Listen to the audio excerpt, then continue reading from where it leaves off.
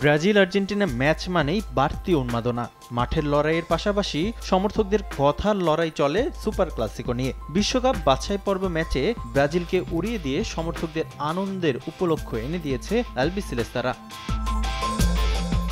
Buenos এইরিসের ম্যাচে অ্যাসিস্টের পাশাপাশি একটি গোল করেছেন এনজো ফার্নান্দেজ। বড় জয় নিয়ে মাঠ ছাড়ার পর বাংলাদেশের সমর্থকদের ধন্যবাদ জানিয়েছেন এই আর্জেন্টিন মিডফিল্ডার। নিজের ভেরিফাইড ফেসবুক পেজ থেকে বাংলাদেশের আর্জেন্টিন সমর্থকদের প্রতি কৃতজ্ঞতা প্রকাশ করেন ফার্নান্দেজ, যেখানে তিনি লেখেন, অবিশ্বাস্য সমর্থন ও বার্তার জন্য বাংলাদেশকে ধন্যবাদ। এ জয় আপনাদেরও।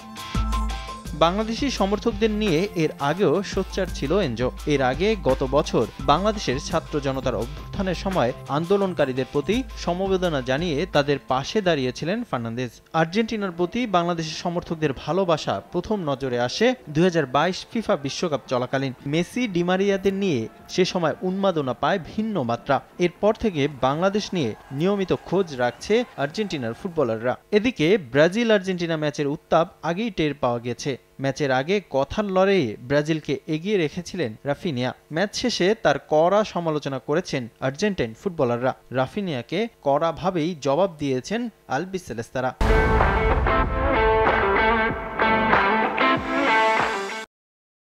এভাবে কথা বললে ম্যাচের উত্তেজনা বাড়ে। আমরা শান্ত থেকে এবং কঠোর পরিশ্রমের মাধ্যমে একটি দুর্দান্ত ম্যাচ উপহার দিতে পেরেছি। তাদের প্রতিদ্বন্দ্বী হিসেবে নিজেদের প্রমাণ করেছি।